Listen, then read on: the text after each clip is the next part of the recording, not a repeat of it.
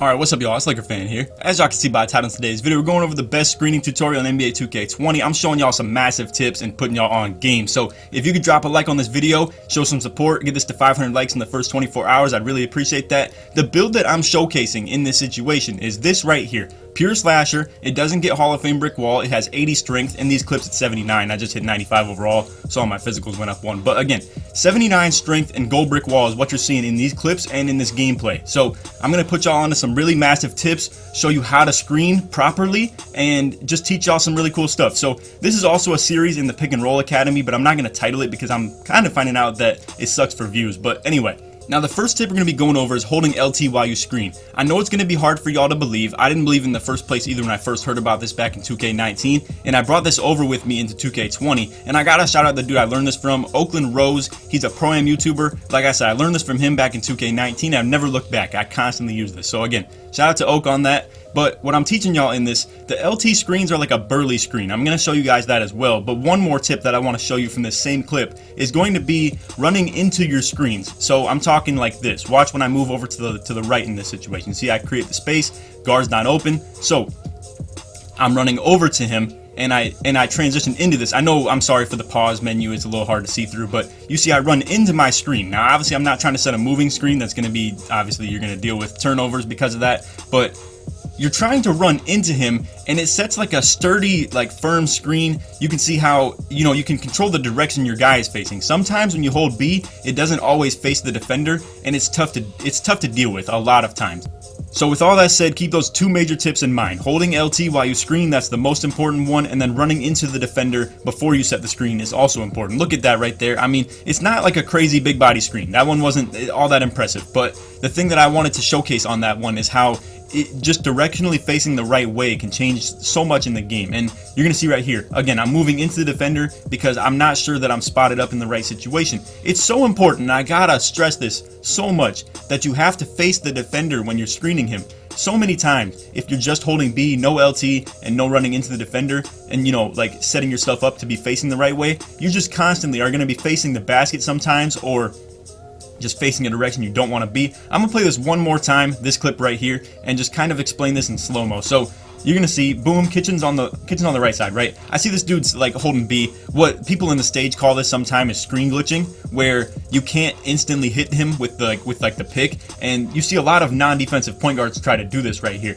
and then they just like dip behind the screen. But in this situation, I get him stuck because I'm facing the right way. I get a nice like big body on him, and then the slow defender on the backside can't step up. Like I said, this is majorly like meant to be sort of like a Pick and Roll Academy video, but I'm just not really putting it in the title because I know it's so bad for views, and I hate it too because this is me putting y'all on to major game-changing stuff and like high IQ stuff. And like I said, we just gotta like title the videos in ways that are gonna pertain to more of you, like the guys who aren't subbed to me who are watching this right now, to be able to click on the video. Because when you see Pick and Roll Academy, like episode 1, blah blah blah, it's just such a non-interesting title to click on. But anyway, moving into this gameplay right here. As you can see, they got the playmaking shot creator 97 overall, elite 3, and then they got the glass clean lockdown at the big. Pretty common lineup right here. I wouldn't exactly call this 2's meta, and I can understand if you're a little disgruntled with the topic of this video because it's how to set good screens, but it's a non-defensive point guard. Understand though, like I said, I'm not exactly on the best situation here either. I know a lot of you who are clicking on this video, you're seeing, how to do this, and it's gonna massively improve your screens, and you have like 95 strength with Hall of Fame brick wall and stuff like that too, or even 85 strength with Hall of Fame brick wall. The brick wall being higher is gonna help no matter what, but I'm showing y'all how to do this even with low ability on that. So anyway, like I said, I'm on my small forward slasher right here, 79 strength in this video, and then Kitchen's on his well-rounded point with sharp takeover. This is a slash sharp. It's essentially a BP build, but with long wingspan, and it's 6'5". It's not, I know a lot of y'all are, seeing the lineups that we bring, and it's not necessarily meta, but it's fun builds that we both like to use, and honestly, that's what we play this game for, is to play for fun. Now, right here, I understand, it's not, this is why I didn't use this as like some comp gameplay, because, first play, the dude wasn't even playing, but understand, from here, it's all regular gameplay. And toward the end of the video, it's not exactly like a full screening video because my screens allowed me to get buckets. So then I got takeover, and then I started taking the ball, and it's just stuff like that. And then we have one clip at the very end where we're displaying how the screens work as well. But anyway, again, you can see solid screens. Kitchen's able to get open on the drive right there. Another thing about my build right here is that it has some pick and pop ability to the mid range. So this is where a lot of you rim sharps can kind of resonate with this as well. honestly, I feel like pick and pop is one of the harder things to guard in this game, because if you don't come in with two competent defenders, then you are going to struggle, because all you got to do is run the screen. If you force the switch, boom, your guard can ISO the weak matchup, and then your rim sharp just goes and spots up. I'm not exactly doing that in this situation, because if I ever see a switch, I'm always on that rescreen, and then, try to slip through like that right there. It wasn't the exact situation I'm talking about, but you get the deal. But one thing I really want to talk about in this video too is how the community perceives pick and roll versus pick and pop. There's two different communities. Obviously, those who run pick and roll believe that those who ISO take the least skill. Anybody who ISOs thinks pick and roll and pick and pop takes the least skill. I want to give a couple, breakdowns on how both these things work. And I understand my opinion may be very biased as well, because I love to run the pick and roll, and I feel like it takes a lot of intelligence and IQ. Does it take the most stick skill? I don't know. It's still up there, I will say. Like, you do say yes, you have to just run back and forth, and all you got to do is try to get open on screens. But I mean, there are still reads on it, like beating hedge defense like that requires lobs. Beating complete front back requires you to just, be nice with the sticks and get open from three. Beating sides requires knowledge from both of your teammates when it comes to knowing how to, beat the sides defense, go for slips and stuff like that too. But I mean, this right here is the stuff that I'm talking about. Now, a lot of you point guards who run this ISO, right? And you see, I'm running low on the shot clock. We were just gonna go ahead and run a quick little pick and roll, and kids is able to get open. But a lot of you point guards, right? You run these two-way slash plays, and you're like, people look at my build and say it takes no skill because all I do is just drive on it, right? But at the same time, you have two-way slash plays who literally, just because they have 62 3-pointer or 63 3-pointer and have the ability to shoot, then that's like considered comp, and that's like the most skilled way to play the game. And you got all these dudes who run these like 2v2 series and stuff like that, who run builds like that, and that stuff is considered quote-unquote comp and skilled. But again, then you see me, who doesn't have 3-pointer, and I'm so limited, and the only thing I can do is just drive, and then people still want to say that it's the least skilled thing. Now, don't be wrong. It doesn't take any skill to do what I'm doing in this situation. All it requires is reading a defender and being like, okay, I have a solid look at a hop. I have a solid look at a contact dunk. You can see right here, I have a solid look at the contact dunk because I beat him off the quick first step. Boom. I was able to get a good angle on him. And if he were any lower, obviously that would have been a nice time to get a contact dunk too. If he was more to the left, I hop. It's a pretty easy read. But again, I want to talk about the whole pick and roll versus ISO, debate whether which one takes the most skill. If you're ISOing with a playmaking shot creator, like a build that can shoot, that's when I believe that stuff takes mad skill, and I gotta give props to anybody who ISOs with a playmaking shot creator. Now, for those who ISO with a BP build, like the slash sharp or a playmaking defender, that's where it gets very watered down in my opinion. I feel like it's not that hard to do. All you do is take advantage of a small matchup and a smaller defender being on you, and all you do is just constantly hop dunk through them. Now, I will say, obviously that's all I do, but I do it against big men and dudes with high interior defense and good defensive ratings on stopping that stuff, and it's very different. I gotta say, it's very, very different for a two-way slash play to be able to just, ISO a playmaking shot creator that's 6'2" with no defense versus me trying to ISO on a pure rim protector or a rim sharp that has like literally 94 interior defense with like 95 block and stuff like that. It's a whole different world. So again, I want you guys to give your unbiased opinion on which one is harder, ISO or pick and roll. Now, there's three different situations. There's pick and roll, pick and pop, and then ISO. Now, on top of that too, there's two different situations of ISO where it could be a shooting build that's ISOing, and that, in my opinion, takes the most skill. It's so hard to get open on a shooting build because obviously you can't just rely on the hop dunk and getting past your guy like that all that easy.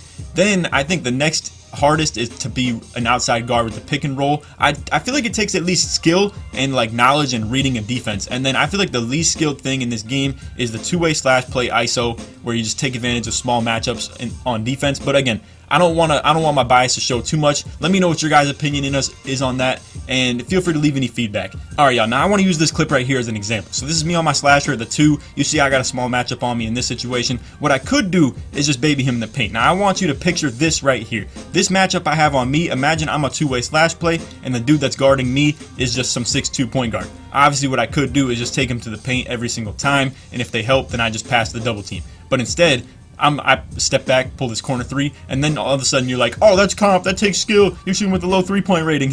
Like, I have 49-3 with no corner specialist, no nothing like that. All I got is hot zone 100. I don't even have hot zones in that corner. But it's really not that hard to shoot in that situation. There's two-way slash plays with 63 3-pointer, and obviously have all their shooting badges. And I mean, I understand it is only 10 and it's hard to shoot with, quote unquote, hard to shoot with a low 3-point rating like that. But again, the fact that they have the small matchup on them is what completely turns the tables. Now, me on my finisher build, a lot of y'all know I have one place I can score from, and that's the paint. And a lot of people say that stuff takes absolutely no skill, you know, and they think just because the one place you can score from is in the paint that, you know, all you do is just run in and hold X. There's a lot more to it, and a lot of people just don't understand that. Anybody who plays on a slasher understands what I'm talking about, but those who don't completely don't understand it, and there's a reason they never hop on the build, because they would be horrible with it by that measure. But again, I want y'all to really understand that two-way slash play life where you can just take advantage of a 6'2", no defense having point guard. That's what I'm talking about. Doesn't really take that much skill in my opinion, because for me, I still got to finish on 7'3" bigs, 7-foot bigs with like